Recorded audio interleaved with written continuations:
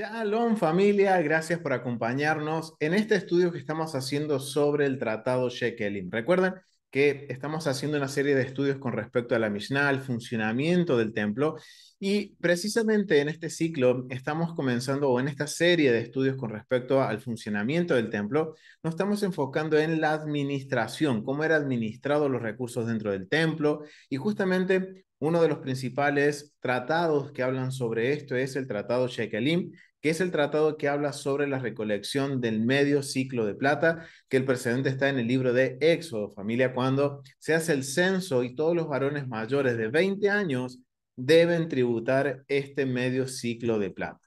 Y esto es bien interesante porque gracias a este ciclo, perdón, a este tratado del medio ciclo, hemos podido hacer algunas conexiones muy importantes con respecto a los escritos del primer siglo y principalmente con Yeshua. Recuerden que teníamos como, desde la primera clase, como versículo, podemos decir, de base para este estudio del Tratado Shekelim, un verso o varios versos de lo que es el libro de Mateo capítulo 17, del verso 24 al 27, cuando habla que Yeshua y Pedro dan esta contribución anual y que obviamente a través de un gran milagro. Y estamos tratando de entender estos tres versos y miren, para poder comprender hemos marcado el precedente de que necesitamos estudiar el funcionamiento del templo, ya que están hablando de una contribución anual que podemos decir, se cobraba o se donaba al templo anualmente. Y vemos que Yeshua, tanto como Pedro, obedecieron al mandamiento y ellos entregaron este medio ciclo de plata, pero a través de un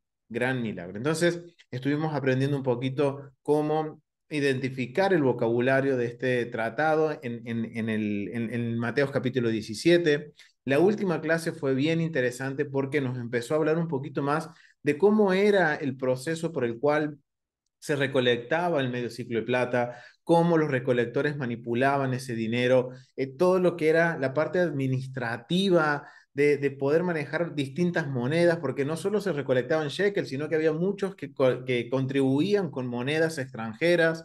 Entonces aprendimos el por qué se cobraba una sobretasa, todo el proceso cambiario, podríamos decirlo, del shekel a una moneda que ocupara menos volumen y poder transportarlo de forma segura. También vimos qué pasaba cuando estos medios ciclos de platas se extraviaban o eran robados. O sea, es muy interesante lo que estuvimos viendo con respecto a la administración. Y algo muy interesante que aprendimos también a la hora de hacer una colecta, de cómo hacerlo de acuerdo al funcionamiento del templo.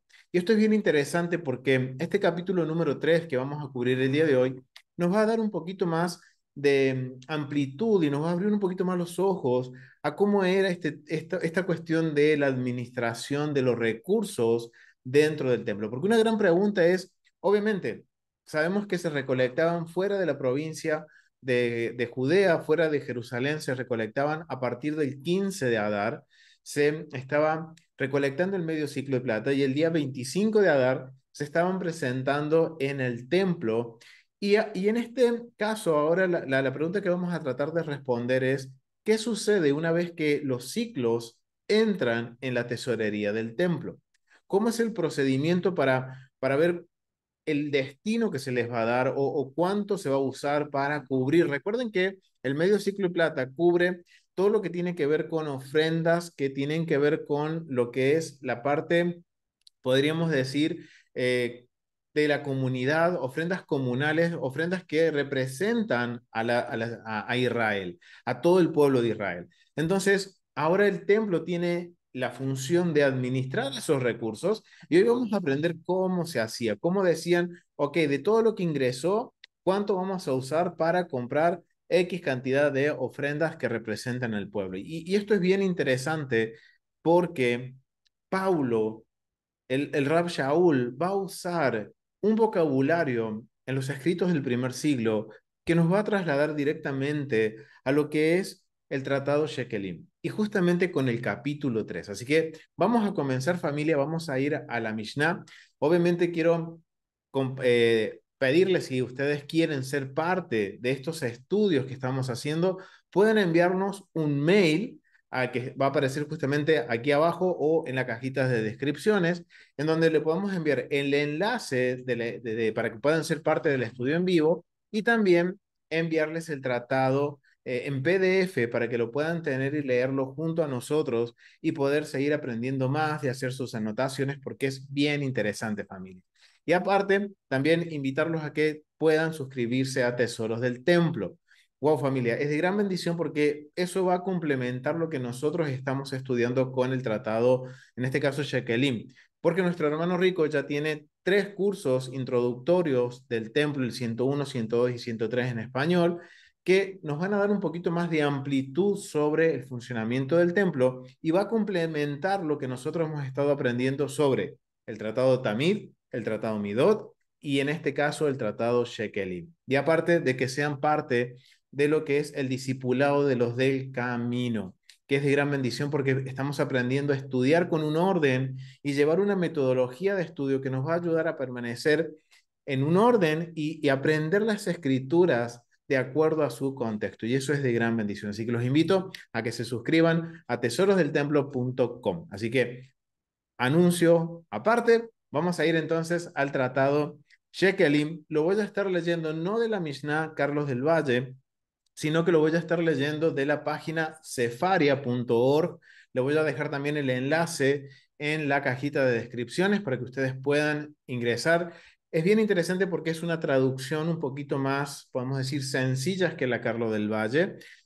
Y esta es la edición de William Davison, que está en inglés. Obviamente, acá en el internet podemos traducirla en vivo al español. Entonces, vamos a iniciar, como les digo, con el capítulo número 3, que habla sobre el cómo vamos a ver cómo se administraba los recursos en el templo. ¿Cómo se administraban? Ahora, sabemos que en el capítulo anterior vimos cómo era todo el tema de la recolección, cómo era el tema del cambio, y ahora en el capítulo 3 nos va a empezar a detallar cómo era la manipulación de estos medios ciclos dentro de la tesorería del templo. Así que vamos a comenzar con el capítulo 3, párrafo 1, que dice, no lo vamos a leer en hebreo, lo vamos a leer en español, familia, dice, en 3 ocasiones durante el año se realizaba la ceremonia de la recogida de la cámara del tesoro del templo. Acá está hablando de que 3 veces al año se tomaba dinero correspondiente al medio ciclo de plata. Durante la ceremonia, un sacerdote entra en la cámara del tesoro con 3 contenedores, ¿vale? Acá está hablando ahora. Esto es toda una ceremonia y vamos a ver por qué, familia. Porque esta ceremonia que se va a hacer con respecto a la recogida o digamos, al conteo del medio ciclo de plata y también lo que se va a destinar para el uso, es toda una ceremonia que tiene la particularidad de hacer este proceso transparente, que no haya dudas. Y es muy particular cómo es esta ceremonia. Entonces, nos dice el Tratado Shekelim que durante 3 veces al año se toma dinero de la Cámara del Tesoro para cubrir estas ofrendas que representan al pueblo. Durante esta ceremonia dice que un sacerdote entra en la Cámara del Tesoro con 3 contenedores. Levanta algunas de las monedas y las coloca en los contenedores. Estos fondos, conocidos como colección de cámara, se utilizaban para comprar animales para ofrendas comunitarias y otras necesidades del templo. Estas 3 ocasiones son medio mes o 15 días antes del Pesaj. Entonces, para entender esto tenemos que tener en mente lo que es Deuteronomio capítulo 16, que nos está hablando de las 3 festividades que todo el mundo peregrina a Jerusalén a llevar sus ofrendas, sus diezmos. Entonces vamos a ver que la recogida o digamos el conteo o la toma del dinero de la Cámara del Tesoro que corresponde al medio ciclo se hace 3 veces al año. Se hace medio mes antes o 15 días antes de Pesaj, o sea que va a ser el día 1 de Nisan. El día 1 de Nisan se está tomando el dinero de la Cámara del Tesoro para cubrir todo lo necesario para la festividad de Pesaj, las ofrendas comunitarias. Recuerden que habíamos hablado también un poquito de que antes de Pesaj se hacían algunos mantenimientos en los caminos y todo eso estaba cubierto con el medio ciclo de plata. Entonces ahora sabemos que el día 1 de Nisan, 15 días antes de Pesach, se toma este dinero y se da a aquellos que están obviamente en la función de hacer el mantenimiento, de comprar las ofrendas. Dice que también medio mes antes de Shavuot, de Pentecostés, alrededor del día 20 de Iyar, también se toma 15 días antes de Shavuot, se va a hacer también la toma del dinero para comprar todo lo que tenga que ver con las ofrendas para la festividad que representan a la comunidad. Y también medio mes antes de la festividad de Sukkot, el día antes de Rosh Hashanah. O sea, miren, y esto es algo que tengamos en mente, porque dice que el día de Sukkot. Sabemos que de entre Rosh Hashanah y el día de Sukkot hay 15 días, pero justamente el día primero de Tisri es el día de Yom Teruah o el día de la cabeza de año, que es Rosh Hashanah. Y miren lo que dice, y este es un detallito que me llamó la atención, que dice que en este caso en particular se va a tomar el ciclo de la Cámara del Tesoro un día antes, o sea que es el 29 de Elul. Estos 3 días son también las fechas de vencimientos establecidas por los sabios para apartar los diezmos de los animales. Esto es bien interesante.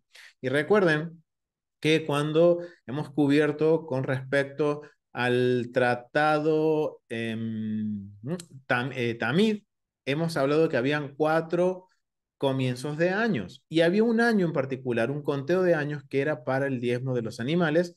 Y miren lo que dicen los sabios. Los sabios dicen que en estas 3 fechas, que son Pesach, Shavuot y Sukkot, se presentaba el diezmo de los animales. Era el tiempo límite para presentar las, digamos, ofrendas de diezmo por el animal, los animales nacidos en el año de acuerdo al calendario que es a partir del 1 de Elul. En cada uno de estos días, uno está obligado a diezmar los animales que necesita durante el periodo intermedio y, y le está prohibido comerlos o venderlos hasta que lo haga. O sea, primero tengo que llevar el diezmo de mis animales y después que yo lo llevo y lo presento, recién puedo usar al resto de la manada para venderlo, para consumirlo, pero primero tengo que dar el honor correspondiente al Eterno. Este es un dato bien particular.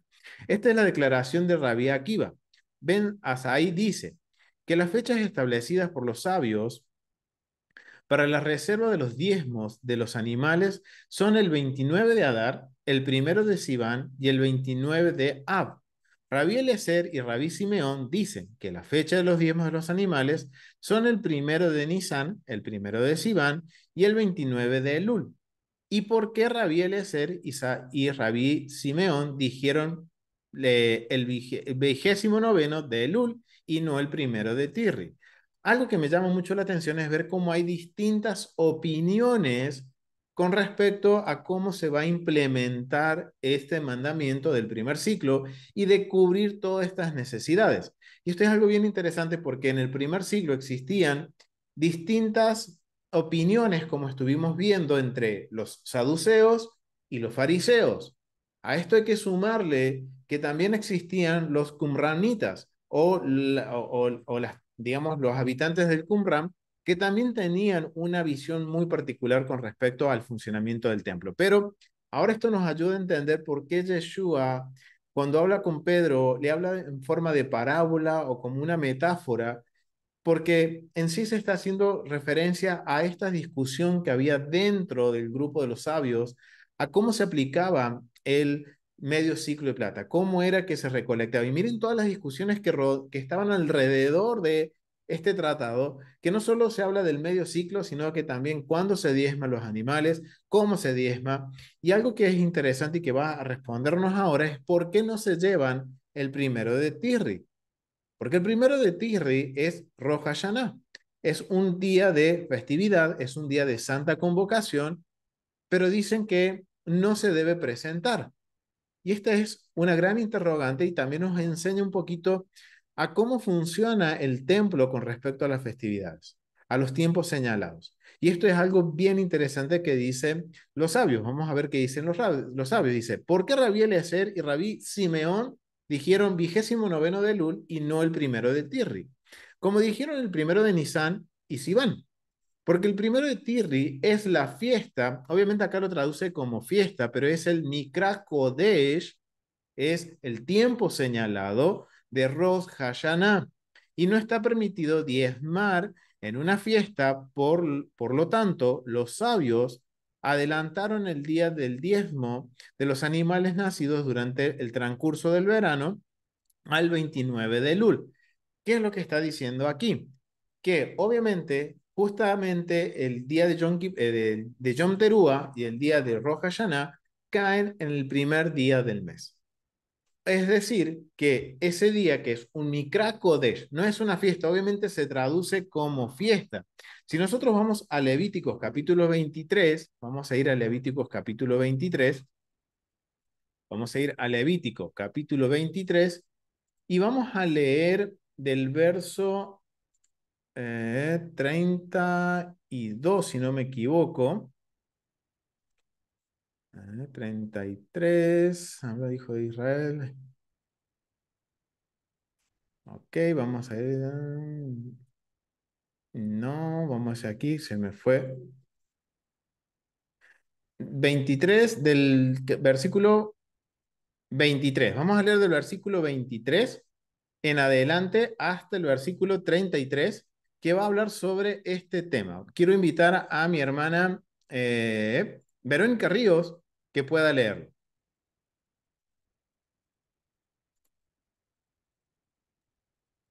Shalom Aleichem, amados. Sí, nada más corroboró. 23, del 23 al 33, ¿es correcto? Sí. Perfecto, gracias. Y habló Adonai a Moisés, diciendo, habla a los hijos de Israel y diles, en el mes séptimo, al primero del mes, tendrás día de reposo, una conmemoración al son de la trompeta y una santa convocación. Ningún trabajo de siervo haréis y ofreceréis ofrenda encendida a Adonai.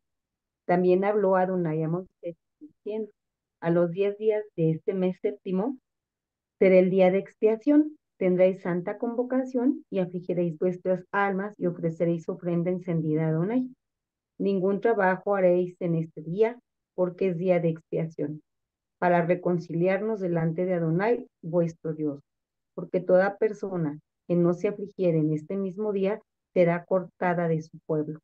Y cualquier persona que hiciere trabajo alguno en este día, yo destruiré a tal persona de entre su pueblo. Ningún trabajo haréis, estatuto perpetuo es por vuestras generaciones en donde quiera que habitéis. Día de reposo será a vosotros y afligiréis vuestras almas, comenzando a los 9 días del mes en la tarde. De tarde a tarde guardaréis vuestro reposo. Y habló Adonai ah, y habló Adonai a Moisés diciendo, ya, Amén. Gracias, mi hermana. Gracias. Miren qué interesante. Vamos al amén. verso 23 que dice, y habla Adonai a Moisés diciendo, habla a los hijos de Israel y diles, en el mes séptimo, el primero del mes, tendréis día de reposo. Y dice que es una convocación. Cuando vamos a convocación, vamos a hacer el estudio de palabra y no está hablando de festividad, sino que está hablando de un tiempo señalado. Está hablando de Mikra. Mikra significa asamblea, o sea, es un día de reunirse. Es como un Shabbat, un día de reposo, pero no es considerado una festividad. Y esto es importante que lo tengamos en mente para entender por qué los sabios, cuando hablan de que no se va a presentar el diezmo en el día de Yom Teruah o de Rosh Hashanah, es porque no es una festividad. Recuerden que el Deuteronomio capítulo 16 nos dice cuáles son las fiestas. ¿Cuál es la diferencia entre una fiesta y un Mikra Kodesh? El Mikra Kodesh o el tiempo de convocación es como un Shabbat, pero no está la obligación de subir a Jerusalén. Mientras que en las fiestas, en los días de Hag, son días en las que la instrucción dice el mandamiento que todo varón se presentará delante del Eterno en Jerusalén y no se presentará con las manos vacías.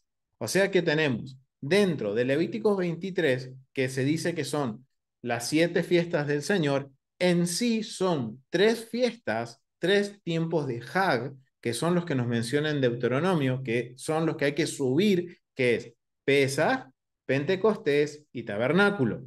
Mientras que los cuatro restantes son tiempos de reunión, de convocación, tiempos solemnes que uno tiene que respetarlos como un día de reposo regular, que tienen la diferencia de que solamente se puede cocinar, pero no se puede trabajar, no se puede cargar. Entonces, por eso, los sabios entienden que el día primero de Tithri, que es el día de Rosh Hashanah, de Yom Teruah, no se puede llevar, no se puede cargar y no se puede llevar el diezmo. Entonces, ¿qué dicen los sabios? El concilio, el Gran Sanedrín, que es el que está compuesto por 71 jueces, decidió, ok, lo adelantemos al día 29. Hasta el día 29 tienen el tiempo para presentar todos los animales, el diezmo de todos los animales que nacieron durante el verano. Esto es algo bien interesante. Y algo que me llama mucho la atención es que dice que durante este tiempo de recoger, el primer día de que se recoge, en este primer tiempo en el cual se recoge el shekel, dice que se hace 3 veces se recoge el ciclo. Dice que se hace esta recogida, esta ceremonia se va a hacer 3 veces y que cada vez que se hace con 3 contenedores. Y esto va a estar explicado un poquito más en el punto 4. Pero vamos a continuar con el punto número 2 para tener un poquito más de luz y después de esto vamos a ir al verso 4, al párrafo 4 del tratado Shekelin capítulo 3. Vamos al párrafo 2. Vamos a ir al párrafo 2 y dice, y aquí va a empezar a hablar ahora de esta ceremonia que nos estaba hablando, nos estaba dando la antesala, la introducción, el verso 1. Ahora nos va a empezar a hablar cómo era esta ceremonia. Dice, los fondos se recogen de la cámara del tesoro del templo con 3 cestas, cada una de las cuales mide 3 sea. ¿Qué es el sea? El sea es una unidad de volumen en litros. Un sea equivale entre 7,5 litros a 8 litros. Vamos a redondear, vamos a decir que un sea o un mar, se traduce la unidad de medida como un mar, se traduce como, o podemos trasladarlo a una unidad de medida actual a 7,5 a 8 litros. Vamos a redondear que un SEA es equivalente a 8 litros. Y esto es bien interesante porque miren, este tratado nos está obligando a tener que estudiar el modelo del templo, el tratado Midot. Así que los invito a que vayan y vean. Les voy a dejar el enlace también de la lista de reproducción del tratado Midot para que lo vean y puedan complementar este tratado. Miren lo importante que es estudiar el, el diseño del templo, familia. Yo quiero aprender cómo funcionaba el templo, tengo que dedicarle tiempo primero al diseño, al tratado Midot. Como dice Ezequiel en el capítulo 43 del verso 10 al 12, si casa de Israel se arrepiente, estudien el templo, midan los patrones, midan el diseño, midan las entradas, las salidas, las leyes. Y hoy estamos estudiando una de las leyes que tiene que ver con la administración del templo. Entonces, miren qué importante. Ahora, familia, yo quiero hacerles una pregunta, porque los que están aquí en vivo, en el estudio por internet, también han participado la gran mayoría de lo que es el Tratado Midot. Acá me está diciendo que hay un lugar específico en el templo que es la cámara del tesoro del templo. Ahora yo quiero preguntarle, familia, vamos a ir a la app del templo y quiero que me ayuden a ubicar dónde está la cámara del tesoro. Habían 4 edificios. Yo los voy a ayudar con esto, familia. Habían 4 edificios, en los cuales 2 estaban al sur, 2 estaban al norte. Ahora, ¿en qué lugar se encontraba la Cámara del Tesoro? ¿Cuál era el edificio de la Cámara del Tesoro? Así podemos ir y verlo también nosotros. A ver, acá mi hermana dice en los edificios del sur, oeste, ok. ¿Quién da otra referencia? A ver, familia. A ver, acá nuestra hermana dice sur-oeste. ¿Estará en lo correcto? A ver, ¿qué opinan ustedes, familia? Si han visto el Tratado Midot, si no lo han visto, les dejo como asignación, familia, de que vean el tratado Midot. Así ustedes pueden aprender sobre los edificios del templo. Y exactamente como dice nuestra hermana, felicitaciones, ha hecho la asignación, es en los edificios del sur oeste. Vamos a ir hacia ese edificio. Recuerden, la puerta Nicanor, que es esta que está acá, está mirando hacia el este. Lo que está enfrente, hacia la puerta que estamos viendo, se encuentra al sur y a nuestras espaldas, obviamente tomando como referencia la app, es el norte. Y la Cámara del Tesoro se encuentra justamente en el edificio en el sur oeste. Así que nos vamos a dirigir hacia el sur oeste, donde estaba la tesorería del templo. Además de la tesorería del templo, ¿qué más había, familia, en esta cámara? ¿Qué otras cámaras había dentro de este edificio? A ver si se recuerdan, familia. Estaba la cámara del tesoro. ¿Qué otra cámara más había, familia? ¿Quiénes estaban acá? ¿Quiénes eran los que se encargaban de la custodia? Perdón, de la custodia del templo. No, los animalitos no. Acá se encontraban lo que era la guardia del templo también. Acá estaban las oficinas de la guardia del templo, la armería. La sal, no, ese tanto. Miren, los animalitos se encuentran en el edificio que está en el noroeste y la sal se encuentra en el que está en el sur, perdón, en el noreste. Ese es. Ahora ya me habían perdido, me habían hecho perder, familia. También acá la cámara del aceite y del vino. Eso está en lo que es el atrio de las mujeres y también en el edificio que se encuentra en el noroeste. Bien, acá en esta cámara, en el suroeste, en este edificio, se encuentra la tesorería, se encuentra lo que es eh, la guardia del templo, la armería, la cámara de la madera, exactamente, muy bien, mi hermana, la cámara de la madera que se usaba para encender el fuego que nunca se debía apagar en el altar, la llama eterna. No solo eso, sino que también en este edificio se encontraba la cámara de, ¿cómo se llamaba? Del Estamos en la entrada del templo. ¿Qué es lo que está en la entrada del templo, familia? El velo, la cámara del paroquet, donde se fabricaba el velo. Dentro de esta cámara, vamos a ver que está dividido, hemos visto que está dividida en dos niveles. En el nivel que estaba en la parte superior, tiene acceso solamente los sacerdotes. En este lugar, que es un nivel de santidad un poquito más bajo, recuerden que había una diferencia de nivel entre la parte que abre hacia el templo y la parte que abre hacia el exterior del edificio, hay un desnivel, que es aproximadamente, habíamos visto que era aproximado de casi 20 codos de diferencia entre un lado y el otro. ¿Por qué esta diferencia? Por la santidad del lugar. Este lugar es un poco menos santo. Y en esta cámara que estamos viendo justamente se encuentra el lugar donde se almacenaban los medios ciclos de plata.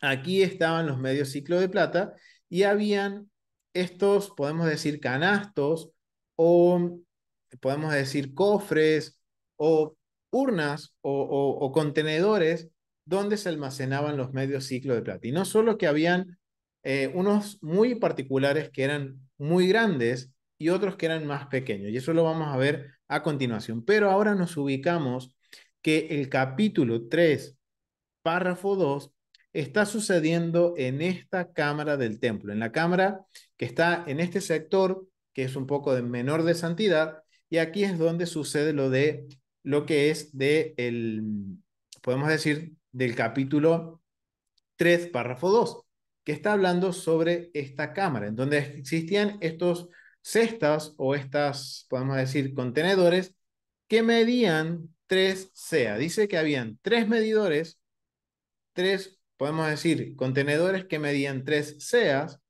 y que en estos estaba escrito respectivamente las letras Aleph, Beit, Gimel, que son las 3 primeras letras del abecedario. Quiere decir que es el contenedor 1, el contenedor 2 y el contenedor 3. Aleph, la primera letra. Beit, la segunda letra. Gimel, la tercera letra. Según el orden en que se llenan los cestos. Oh, ok. O sea, ahora vemos que cuando los medios ciclos de platas entran a la tesorería del templo, entran a la cámara en donde estuvimos recién en la app del templo y ahí se van depositando en distintas cestas. Y hay cestas que tienen el nombre de Aleph, Beit y Gimel, las letras hebreas.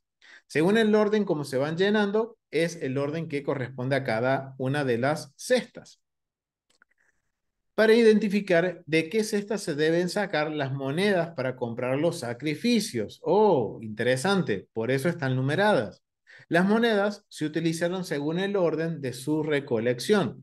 Rabbi Ismael dice, las letras escritas en ellos estaban en griego, Aleph, Bet, Gamma. O sea, miren, hasta en eso había una discusión entre los sabios. O sea, vemos que, como se suele decir, donde hay tres judíos, hay cuatro opiniones y hay cinco sinagogas.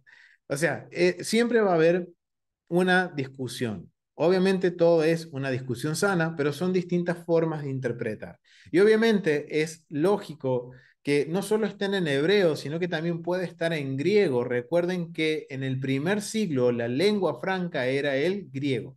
Entonces unos dicen, no, tienen que estar escritos en lo que es hebreo, Aleph, Beit, Gimel, mientras que Rabbi Simeón dice, estaban escritos en griego, Aleph, la primera letra de la alfa, perdón, la primera letra del abecedario griego, beta y gamma la tercera. El que recoge los fondos, y esto es, prestemos atención a esto, familia, dice, el que recoge los fondos, ahora había un encargado de que en esta cámara, de entrar en esta ceremonia y recoger los fondos de la cámara, y miren lo que dice. El que recoge los fondos de la cámara no debe entrar con una prenda con puños, ni con un zapato, ni con una sandalia, ni con filacterias, ni con un amuleto, ya que todos estos tienen lugares en el que se puede insertar dinero. Ok, y esto está hablando sobre la transparencia. Miren, la persona que ingresa a hacer el conteo, a contar el dinero y a separar el dinero para que sea usado, miren lo austero que tenía que entrar o la forma, podemos decir, sencillo, una forma, hoy en día hablando minimalista, no tenía que entrar ostentoso. Puede ser una persona que trabaje y tenga su ganancia, su dinero y tenga sus joyas, su buena vestimenta, pero por transparencia y para evitar malos entendidos, esta persona tenía que despojarse de todo lo que podía ser valioso o que pudiera dar a entender que de alguna forma se escondió algún medio ciclo entre medio de la ropa que se decía, ok, esta persona que está encargada de esto tiene que entrar lo más austero posible. ¿Para qué? ¿Para qué pasa esto? Miren lo que dice aquí. Perdón, la preocupación es que tal vez el que recauda los fondos algún día se vuelva pobre y la gente dirá que es pobre por el pecado de robar el ciclo de la cámara que se volvió, por eso se volvió pobre, ya que sospecharán que robó dinero y lo escondió en esos lugares. O sea, miren por qué, qué está sucediendo aquí, familia. Se está guardando la dignidad de la persona que está recolectando. Puede ser una persona adinerada. Y uno obviamente no sabe qué puede pasar en la vida de una persona, solo Dios lo sabe. Pero ¿qué están evitando con esto? Que alguien salga a decir, oh, esta persona que era rica, ahora empobreció porque cometió un pecado por robar un ciclo del templo. Entonces están guardando la dignidad no solo de la persona que está ejecutando la ceremonia, sino que también del pueblo para que no hable de más. Y todo esto tiene que ver con la transparencia. Ahora entendemos por qué es importante y por eso en el capítulo anterior se nos hizo tanto hincapié de lo que es a la hora de hacer una contribución, de lo transparente que tiene que ser. Y que los sabios recuerden que en el capítulo anterior decían, cuando uno dice voy a hacer una contribución para ayudar a un grupo de personas o a una persona en particular, el destino de lo recaudado es para eso y no se puede usar para otra cosa. Si dice yo voy a contribuir para una persona que está en una necesidad, a una familia en particular, lo que recaude, la totalidad tiene que ir a esa familia. ¿Por qué? Porque tiene que ver con la transparencia. Yo no puedo disponer de esos recursos. Recuerden que cuando uno hace una colecta para ayudar a un hermano, para ayudar a un grupo de personas, todo esto lo estamos haciendo en nombre del Eterno. Entonces, los sabios entienden que tienen que minimizar todos estos, podemos decir, riesgos de que las personas hablen mal o duden del proceso de recolección. Recuerden que el medio ciclo representa a toda la comunidad. Entonces dice, la preocupación era esta, de que si las personas, si se vuelve pobre, que las de afuera no digan, esta persona se volvió pobre por haber robado en el templo. O tal vez se haga rico, miren. Y la gente dirá que se hizo rico robando los fondos de la cámara, aunque en realidad no lo hizo. Y familia, miren, de lo que las personas hablen de más y que la lengua les corre rápido, no solo sucedía en estos tiempos, sino que también sucedía en los tiempos del primer siglo, familia. Entonces se está guardando la dignidad tanto de la persona que está ejecutando la ceremonia como del pueblo, para que no hablen de más. Y no sabemos lo que puede pasar en la vida de esta persona. Entonces dicen los sabios, ok, para no dar motivos a que las personas hablen y para que duden del proceso, la persona que va a retirar estos medios ciclos, que va a contarlos, que va a hacer, digamos, la administración de los fondos, tiene que presentarse dentro de la cámara de una forma que sea transparente. Obviamente todo esto es también delante de testigos, vamos a ver. Miren lo que dice. Aunque no se debe sospechar que alguien está robando ciclos consagrados. Quien recoge los fondos de la Cámara debe tomar estas precauciones. Y miren las precauciones que tiene que tomar. Mientras está haciendo la ceremonia, él tiene que decir esto, ya que una persona debe aparecer justificada ante la gente del mismo modo que debe aparecer justificada ante el omnipresente.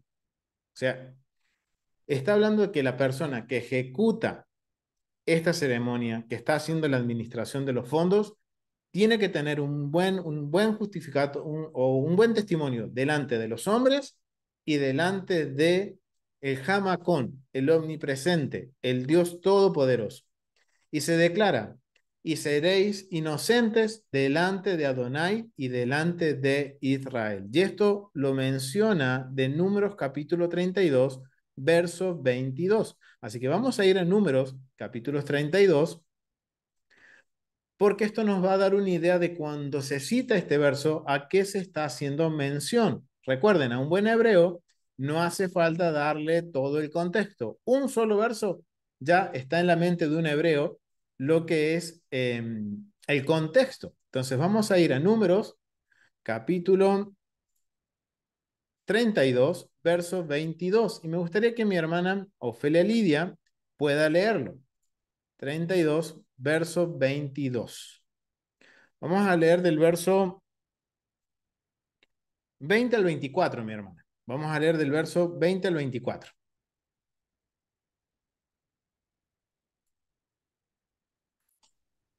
Ok, gracias, Shalom. Buenas tardes. 20 al 24. Entonces le respondió Moisés, si lo hacéis así, si os disponéis para ir delante del Eterno a la guerra, y todos ustedes pasáis armados el Jordán delante del Eterno hasta que haya echado a sus enemigos de delante de sí, y si el país o juzgado delante del Eterno, luego volveréis y seréis libres de culpa para con el Eterno y para con Israel. Y esta tierra será vuestra heredad delante del Eterno. Mas si así no lo hacéis, he aquí habréis pecado ante el Eterno y sabed que vuestro pecado os alcanzará. Edificaos ciudades para vuestros niños y majadas para vuestras ovejas, y haced lo que ha declarado vuestra boca. Amén. Muchísimas gracias, mi hermana. Muchísimas gracias. Gracias. ¿De qué está hablando acá? Acá está hablando en el capítulo 32. Recuerden que cuando se reparte la tierra, Rubén y Gad se quedan del otro lado del Jordán. Y acá está hablando de la transparencia, de la promesa que ellos hacen, de que ellos piden esa tierra, pero ellos se proponen de que van a ir a pelear por sus hermanos. Entonces Moisés dice que así sea y que vayan y peleen por sus hermanos hasta que conquisten la tierra y una vez que ellos conquisten la tierra, ellos volverán a su tierra y volverán, o sea, a la tierra que ellos reclamaron como suya y serán libres de toda culpa, serán libres de pecado, serán tomados como justos. Entonces, miren lo que se está haciendo memoria cuando la persona está haciendo esta ceremonia. Esta persona está de alguna forma citando esto. ¿En el que lo está haciendo en nombre de quién? De todos los hermanos, de toda la comunidad. Él es el responsable. Toda la responsabilidad cae en él, en que los fondos sean usados de la forma correcta, de contarlos, de saber cuánto va a ir para comprar X cantidad de ofrendas. Todo esto corresponde a esta ceremonia.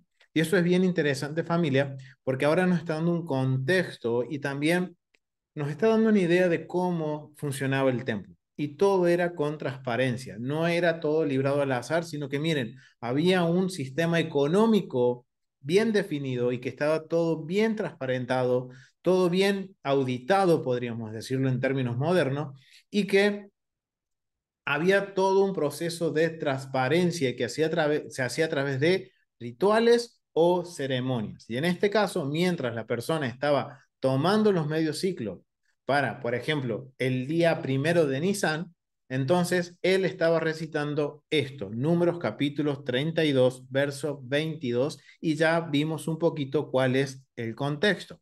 Entonces vamos a seguir leyendo lo que dice el capítulo 3, verso 2. Si no me equivoco, sí, verso 2.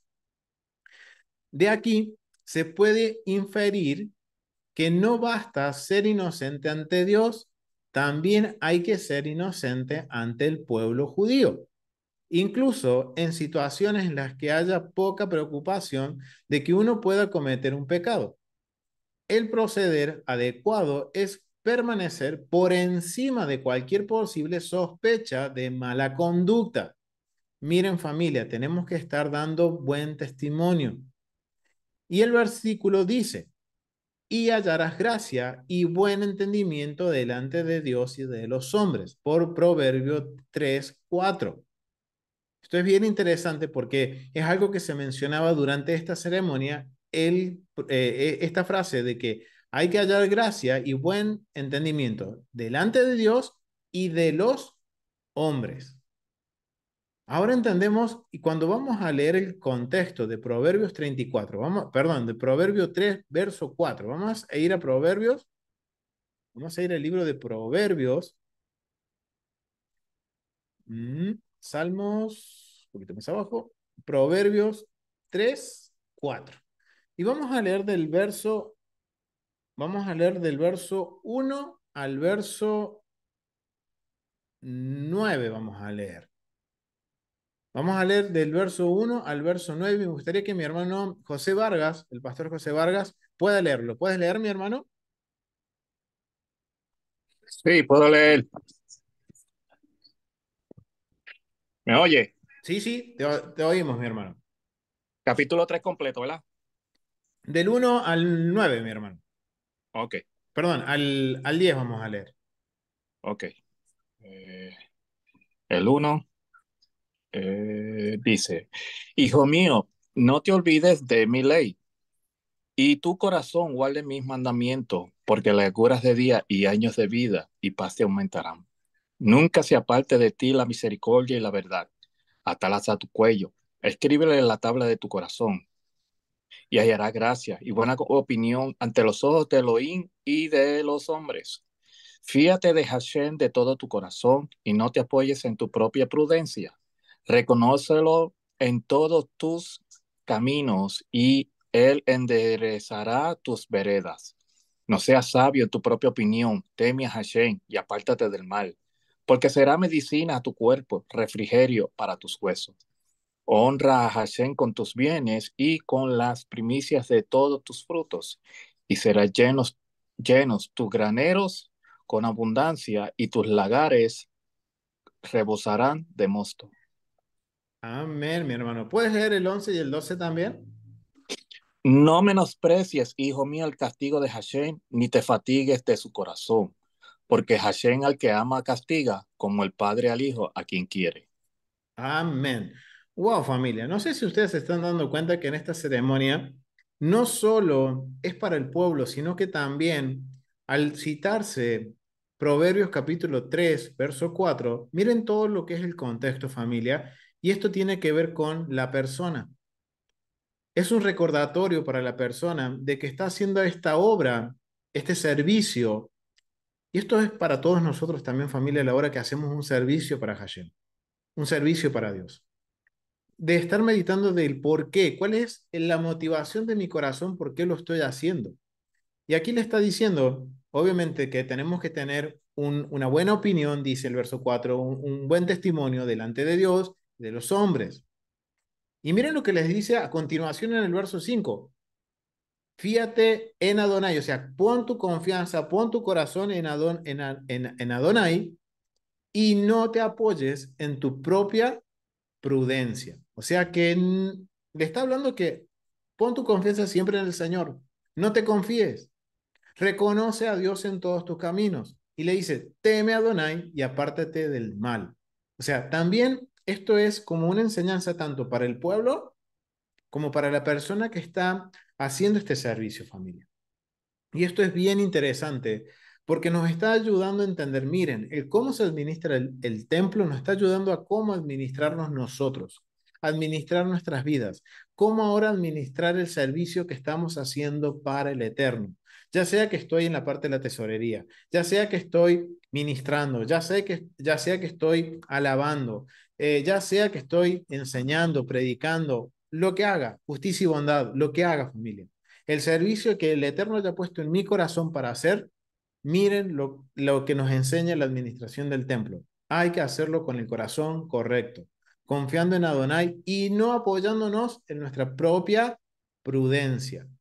¿Por qué? Porque esto va a hacer que nos desviemos y que la intención no sea la correcta y obviamente la oportunidad hacia el ladrón. Entonces, miren, era un recordatorio para la persona. Algo que me llamó mucho la atención de esto y este punto nos va a ayudar a hacer una conexión con Pablo y Corintios y con una situación muy particular que estaba pasando en el primer siglo.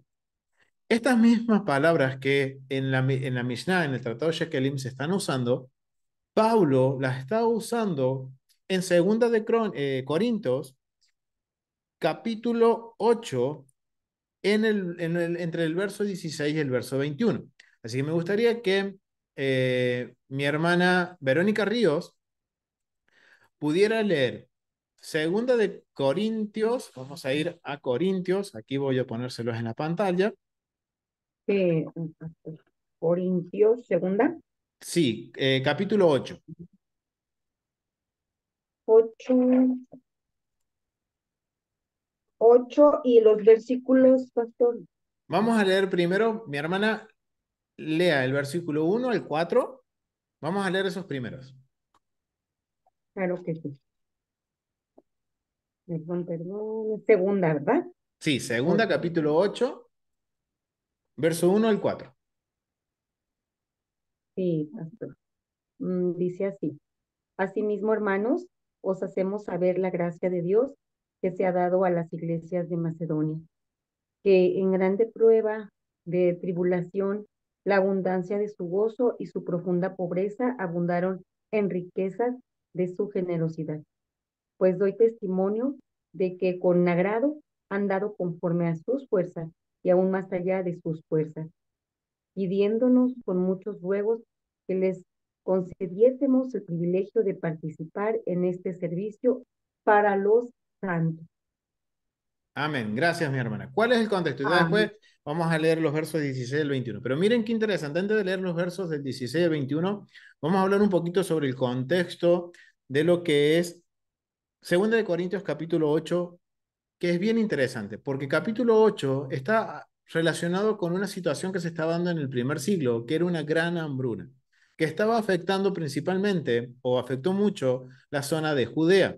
Entonces, ¿qué hace Pablo y todos los, digamos, líderes de la comunidad de creyentes en Yeshua, nuestro Mesías? Ellos hacen una colecta. Ok, y esto es lo que nos va a dar el punto de conexión con Tratado Shekelim, porque habla de las colectas. Dice que hicieron una gran colecta en donde todos participaron, pero está destacando a la comunidad de Macedonia. Y es interesante ver que la comunidad de Macedonia dice, fue puesta a prueba en tribulación. Dice, y la abundancia de su gozo y su profunda pobreza, familia, esto me llamó mucho la atención. Dice, la iglesia de Macedonia, la comunidad de Macedonia, fue probada, dice que en la abundancia de su gozo, o sea, en la prueba ellos se gozaban y dice que estaban en una profunda pobreza, pero dice, abundaron en riquezas de su generosidad. Miren el reconocimiento que está dando Pablo de esta comunidad. Pues dice Pablo, doy testimonio, lo que estábamos hablando de Proverbios capítulo 3 verso 4. Doy testimonio de que con agrado han dado conforme a sus fuerzas y aún más allá de sus fuerzas. O sea que estas personas, a pesar de su tribulación, de la profunda pobreza, ellos estaban regocijando y ellos contribuyeron a ayudar en su pobreza a los hermanos de Judea que estaban pasando necesidad. Y Pablo dice, yo doy testimonio de esto, que ellos dieron de lo que tuvieron, ellos los dieron, pidiéndonos con mucho ruego, dice, que los concediésemos el privilegio, miren, el privilegio de participar en este servicio para los santos. Y es justamente lo que estamos hablando ahora, del servicio. El servicio no es solo en el templo o no es solo en la comunidad, sino que en mis actos, todo lo que yo hago tiene que ser un servicio para Dios, una boda para Dios. Y miren, a mí me voló la cabeza ver que esta comunidad dice, a pesar de sus aflicciones, a pesar de su profunda pobreza, ellos le rogaron a Pablo. Yo me imagino a Pablo diciéndoles, no, ustedes necesitan más que los de Judea. Y ellos dijeron, no, te rogamos, te rogamos, dice que con ruegos le pidieron que el privilegio de participar en esta ofrenda para ayudar a los santos. Cuando habla de los santos, es a los creyentes que viven en Judea del Mesías. Esos son los santos, familia. Aquellos que guardan la Torá, que creen en el Mesías y que viven en Jerusalén. Y eso es lo que está sucediendo. Y este es el contexto para que nosotros entendamos por qué Pablo en los versos 16 al 21 va a usar las mismas palabras que se usan en el Tratado Shekelim para esta ceremonia de la recolección. Mi hermana Verónica, puedes leer los versos del 16 al 21.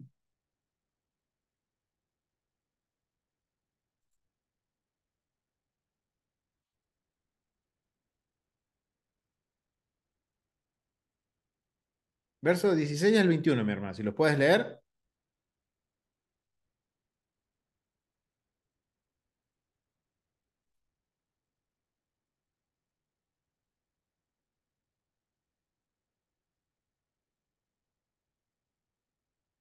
Hay un pequeño problemita con el micrófono, familia. Ay, perdón, yo estaba leyendo con el micrófono, perdón. No, está bien, mi hermano, no hay ningún problema. Puedes leer del verso 16 al 21. Claro que sí. Pero gracias a Shem que puso en el corazón de Tito la misma solicitud por vosotros, pues a la verdad recibió la exhortación, pero estando también muy solícito por su propia voluntad, partió para ir a vosotros.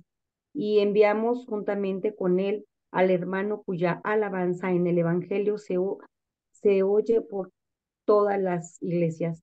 Y no solo esto, sino que también fue designado por las iglesias como compañero de nuestra peregrinación para llevar este donativo que es administrado por nosotros para gloria de Hashem mismo y para demostrar vuestra buena voluntad, evitando que nadie nos censure en cuanto a esta ofrenda abundante que administramos, procurando hacer las cosas honradamente, no solo delante de Hashem, sino también delante de los hombres. Amén, amén. Amén, mi hermana. Miren qué interesante. Y esto a mí me impactó muchísimo, familia. Gracias, mi hermana, por leer los versículos esto. Porque miren qué importante. Miren, dicen que, pero gracias a Dios, al Eterno, a Hashem, que puso en el corazón de Tito la misma solicitud para vosotros. O sea que Tito tuvo el mismo deseo de ayudar, de contribuir a los hermanos que están en Judea. Entonces se le confió junto con otro hermano que también dice que era tenía un buen testimonio delante de la iglesia, de la comunidad, de la congregación, y ellos se encargaron de llevar este dinero para Jerusalén. Y a mí lo que más me impactó fue cuando dice que, vamos a leer acá los versos de vuelta, dice, sino que también fue designado por las congregaciones, las iglesias, como compañero de nuestra peregrinación para llevar este donativo. O sea, es el proceso, ellos están replicando lo que se hacía en el templo para el Tratado Shekelim, ellos lo están replicando a cómo se debía llevar una contribución, una ayuda, una colecta y cómo iban a entregar esa colecta. Dice que esta colecta le iban a llevar a los hermanos de Judea, en donde dice que en esta peregrinación a llevar este donativo. Y mírenlo cómo lo define este donativo. Porque esto el vocabulario nos va a hacer conexión con lo que vimos también en la clase pasada cuando habla de los donativos, que dice que cuando una persona dice vamos a ayudar a X familia, se juntó más de lo que se necesitaba, todo ese dinero va para esa familia. Y miren lo que dice familia. Eh, que es administrado por nosotros, por gloria de Adonai mismo, y para demostrar vuestra buena voluntad, evitando que nadie nos censure en cuanto a esta ofrenda abundante. O sea, que administramos. O sea, Paulo está usando el mismo vocabulario y está dejando en claro, y la audiencia original de Paulo está entendiendo lo que está sucediendo aquí. La ceremonia, el acto de transparencia de la manipulación de este donativo procede del tratado Shekelim. Y el punto de conexión es eso, porque está usando el mismo vocabulario que se usa en el servicio. Entonces, Paulo está usando para la colecta, está nombrando que hay una persona encargada que es una persona recta, justa, una persona que tiene la aprobación de toda la comunidad, y no solo él, sino que la persona que lo acompaña también, y dicen, miren, una abundante donativo, una ofrenda abundante que ellos administran.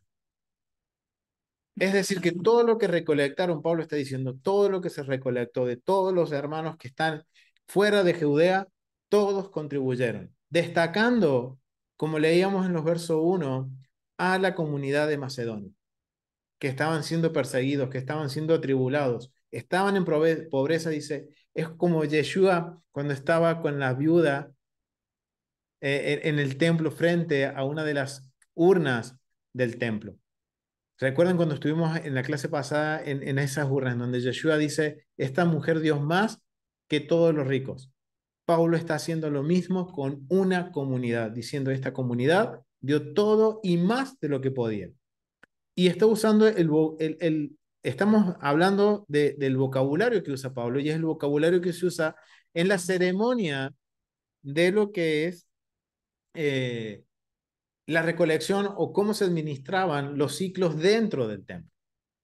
Y esto es interesante, y el contexto de esto lo vamos a encontrar en el libro de Hechos. ¿Por qué se está recolectando vamos a decir, esta contribución, este donativo para los hermanos de Judea en esta gran hambruna? Esta gran hambruna fue profetizada en el libro de Hechos. Vamos a ir a Hechos capítulo 11. Vamos a ir a Hechos capítulo 11, del verso 27 al 30. Y dice, 27 al 30 dice, en aquellos días unos profetas descendieron de Jerusalén a Antioquia, y levantándose uno de ellos, llamado Agabo, daba a entender por el Espíritu que vendría una gran hambruna, una gran hambre en toda la tierra habitada, la cual sucedió en tiempos de Claudio. Entonces los discípulos, cada uno conforme a lo que tenía, miren de dónde empieza esta gran colecta.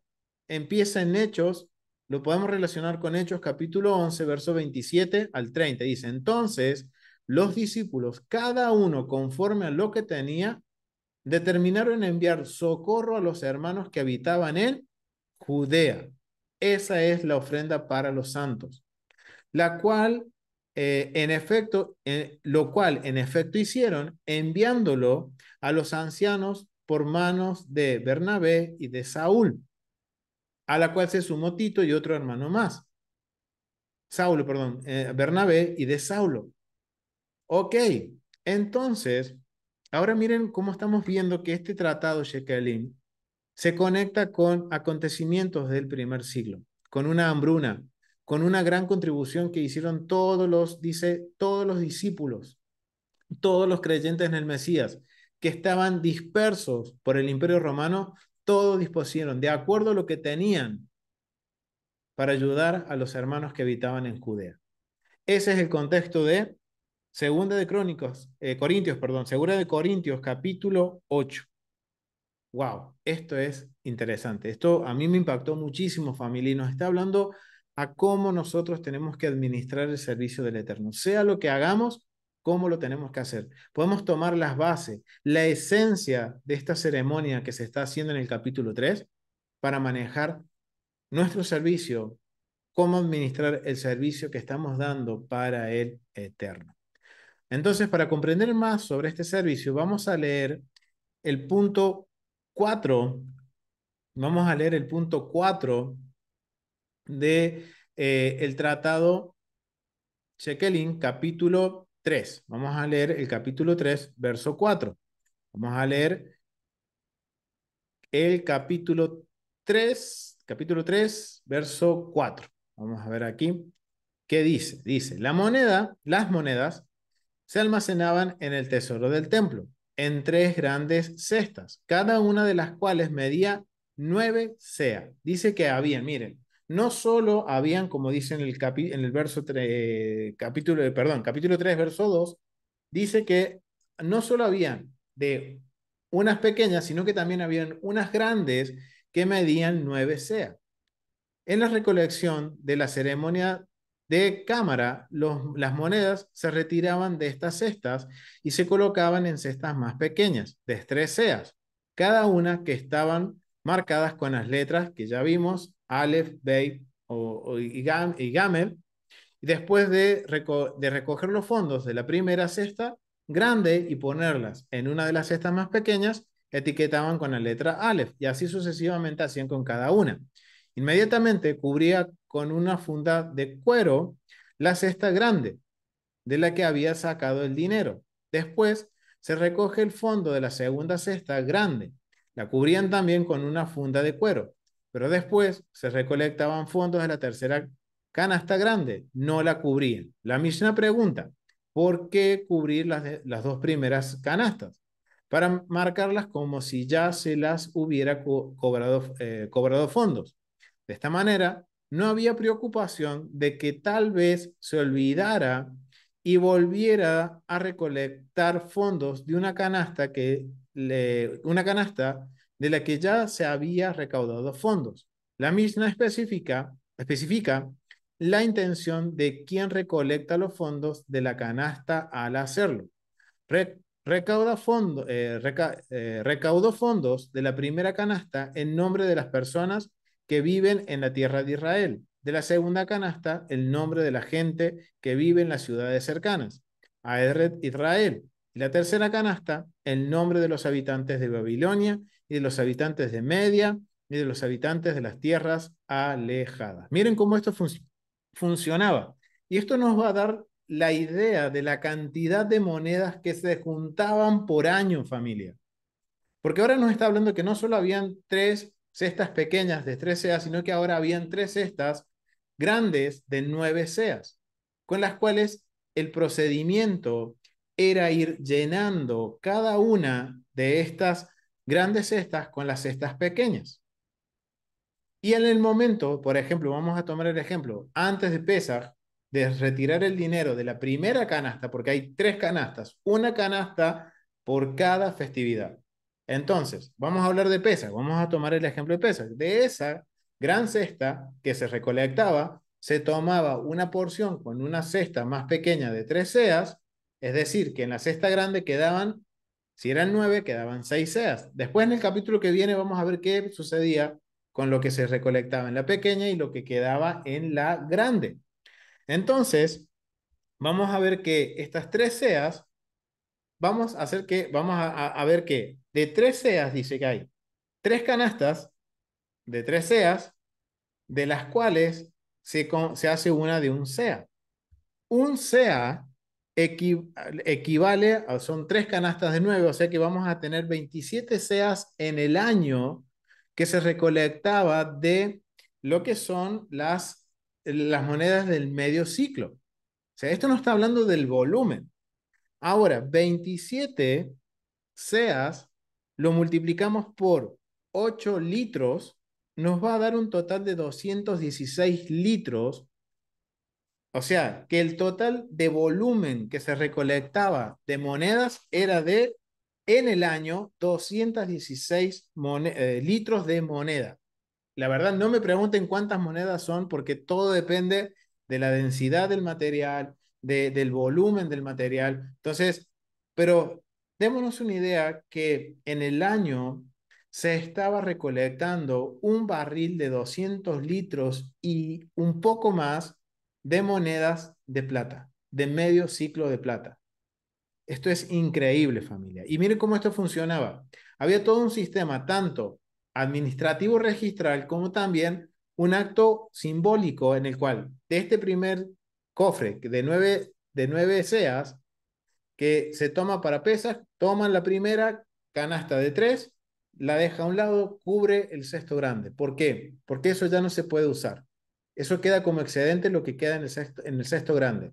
Y en el cesto pequeño, eso es lo que se va a usar de ese gran urna. En la tercera fiesta, en Pentecostés, se va a tomar del segundo y se va a tomar con el segundo recipiente más pequeño. Entonces la letra Beit se toma y se hace lo mismo. El único que es diferente es el tercero.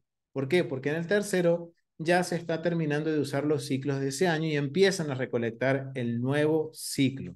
Esto es algo bien interesante cómo esto está funcionando.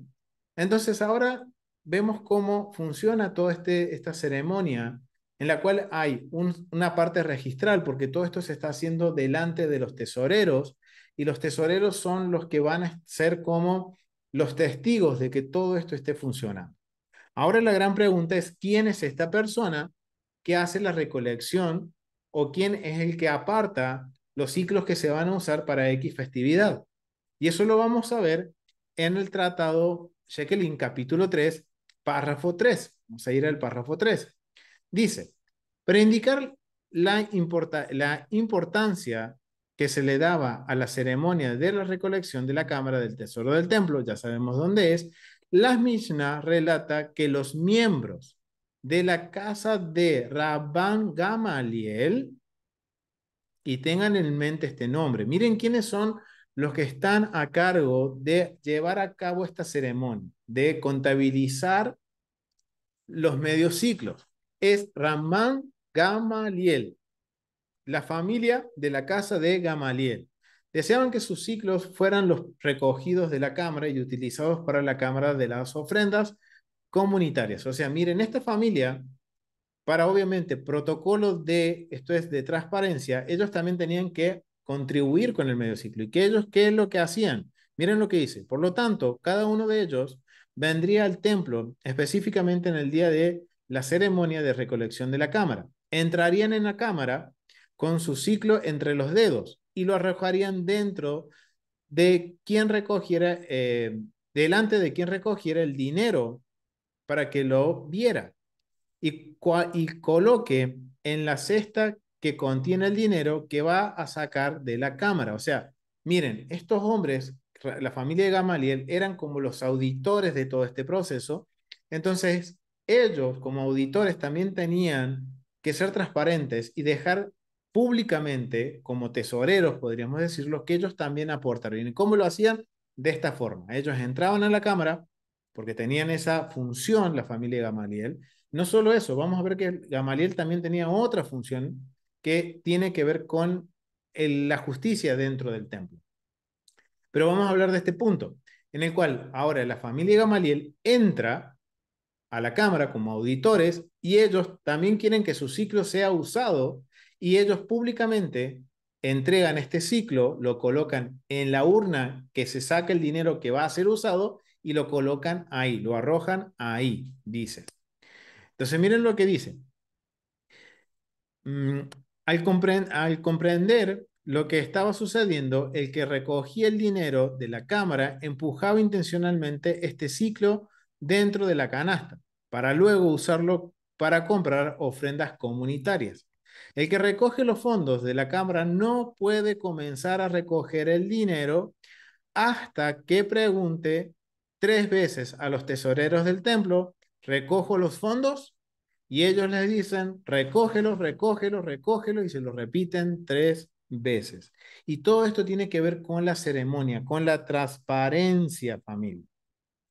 Esto es bien interesante, porque ahora vemos que la familia de Gamaliel eran parte de la auditoría de cómo se hacía esta ceremonia de recoger los ciclos, de sobre el protocolo de transparencia, le vamos a decir, de la recolección de los fondos. Ahora, la gran pregunta, familia, es responder por qué Pablo tenía este conocimiento. ¿Cómo Pablo ahora él, fuera del ámbito del templo, él está tomando los mismos principios para trabajar en las contribuciones que se recolectan para la ayuda de los hermanos de Judea? ¿Saben por qué, familia? Porque miren lo que dice Hechos, vamos a ir a Hechos, capítulo 22. Vamos a ir al capítulo 22, verso 3. Y ahora vamos a entender por qué Pablo está usando el mismo principio, los mismos fundamentos, la esencia del tratado Shekelim para manejar la ofrenda, este abundante donativo que se enviaron a los hermanos de Judea. Miren lo que dice el verso 3. Dice: yo de cierto soy judío, nacido en Tarso de Cilicia, pero criado en esta ciudad, instruido a los pies de Gamaliel. Miren quién era el maestro de Paulo: Gamaliel. Estrictamente conforme a la ley de nuestros padres, celoso de Dios, como hoy lo sois todos vosotros, dice.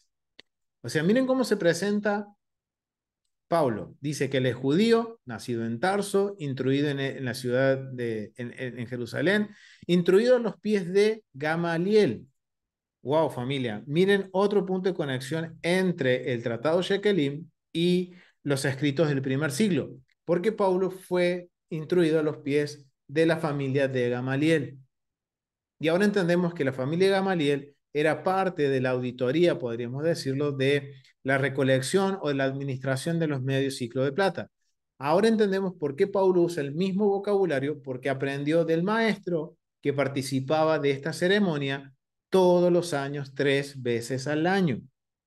Y además tenemos otra evidencia de quién era este Gamaliel, por qué es tan importante, por qué esta familia es tan importante. Vamos a Hechos, capítulo 5. Vamos a Hechos, capítulo 5, verso 34 al 39. El verso 34, vamos a ir del capítulo 5. Verso 34. Dice: entonces, levantándose en el concilio un fariseo llamado Gamaliel. ¿Quién es este concilio? Es el Sanedrín de los 71. Recuerden que esto es porque los apóstoles los mensajeros de Yeshua, estaban predicando en el templo sobre Yeshua y les querían prohibir. Y esto era una cuestión de santidad. Entonces, ¿quién interviene? Interviene el Gran Sanedrín. En el primer siglo, el Gran Sanedrín estaba presidido por Gamaliel, porque era un hombre justo, recto, que no estaba contaminado con la corrupción del primer siglo. Entonces se puso a él como el presidente de esta cámara de, podemos decir, la Corte Suprema de Israel. Ahora miren estas conexiones, familia, y ahora entendemos por qué Pablo está tomando el mismo principio que se usa en el Tratado Shekelim, lo está usando en la contribución que se envía a los hermanos de Judea, porque Pablo fue instruido a los pies de Gamaliel. Wow, familia. Esto es increíble ver cómo este tratado del funcionamiento, la administración del templo está tan, podemos decir, relacionados con los escritos del primer siglo, que por no conocer el templo no nos dábamos cuenta de todos estos detalles. Y al tener en cuenta todos estos detalles, familia, también nos ayuda a entender a la hora de nosotros administrar nuestro servicio.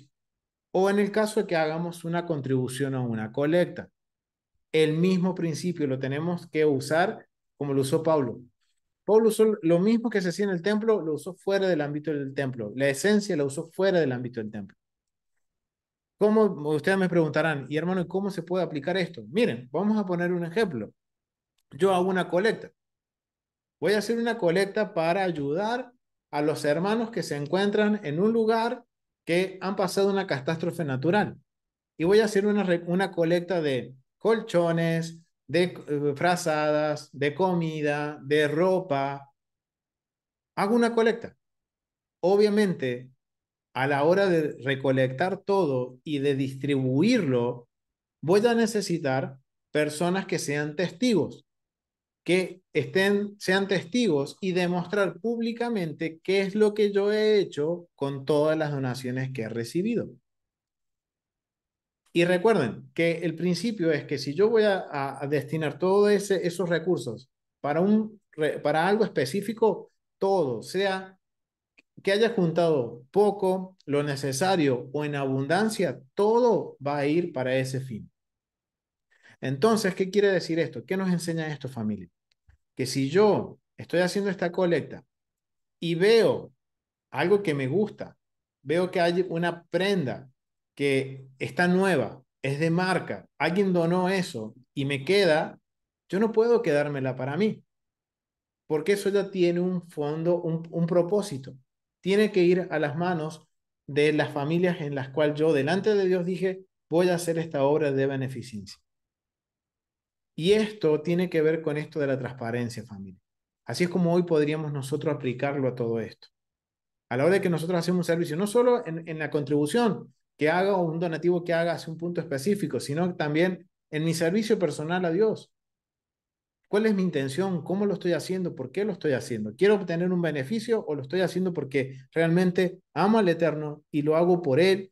Y obviamente, vamos a ver que más adelante en el Tratado de Shekelim, todos aquellos que están en servicio van a recibir su paga.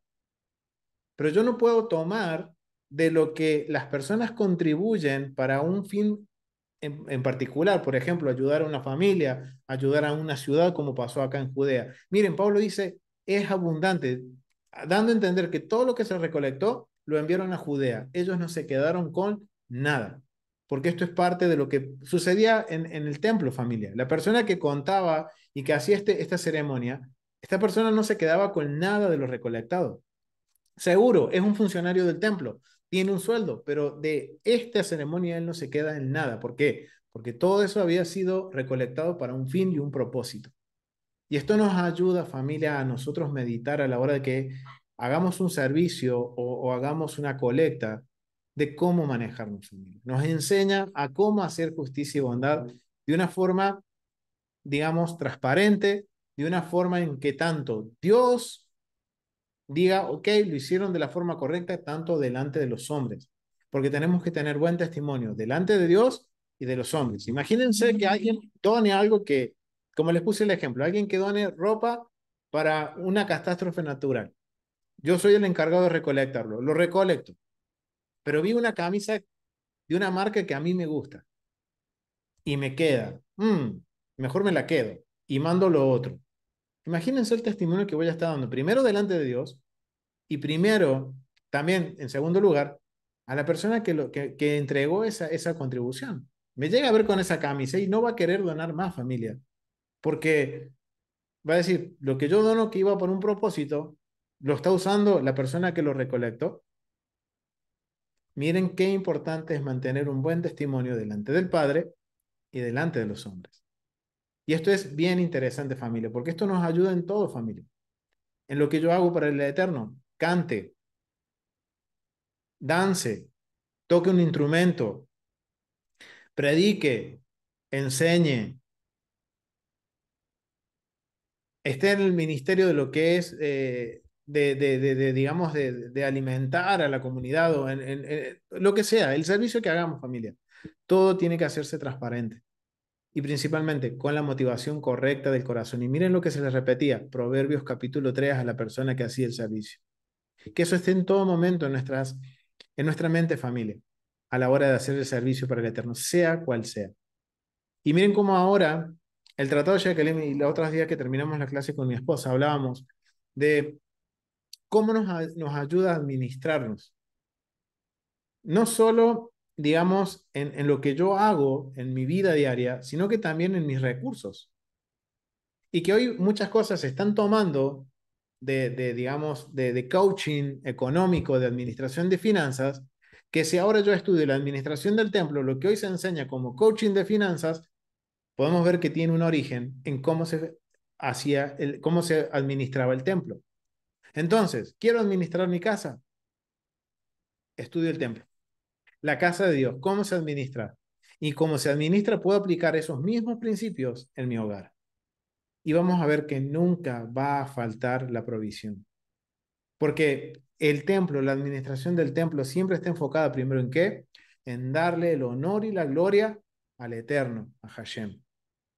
Como siempre digo, busquemos el reino de Dios y su justicia y todas las añadiduras vendrán. Y eso nos enseña la administración del templo, familia. Ha sido un gusto poder compartir este capítulo número 3, mucho para analizar, mucho para meditar, más si yo estoy en un servicio en el cual estoy relacionado con contribuciones, con donativos de justicia y bondad, o que estoy en función en una comunidad o en una congregación, tenemos que tener en cuenta todo esto, el por qué lo hago. ¿Lo estoy haciendo por un beneficio propio o lo estoy haciendo porque estoy haciendo un servicio para el Eterno? Miren, Pablo tomó los mismos principios y él los conocía. ¿Cómo los conocía? Porque fue instruido a los pies de Gamaliel, de la familia que se encargaba de la auditoría de todo lo que sucedía dentro de las arcas del tesoro. Ellos eran los auditores. Ellos eran, como miembros del Sanedrín, ellos eran los que estaban verificando que todo se hiciera conforme a la ley y conforme a lo que se hace delante de Dios, con la forma correcta. Y por eso hasta ellos mismos, dice que esta misma familia que eran como los auditores, ellos mismos, delante del pueblo, delante de todos los que estaban en la ceremonia, ellos entregaban su medio siglo de plata, para que nadie dijera tampoco de que, ellos porque son la familia que está en la auditoría, ellos no contribuyen. Sí, ellos lo están haciendo público, y eso es transparencia. Algo que la verdad que tenemos que aprender y mucho, familia. Así que vamos a dejarlo hasta aquí. Ha sido un gusto compartir este capítulo. Nos vemos la semana próxima con el capítulo número 4, donde vamos a seguir profundizando un poquito más sobre cómo se administra el templo. Y wow, familia, cada vez vamos a ir encontrando más conexiones con el primer siglo. Así que familia, lo dejamos hasta aquí. Nos vemos la próxima semana con el capítulo 4 del Tratado Shekelim. Shalom familia, nos vemos.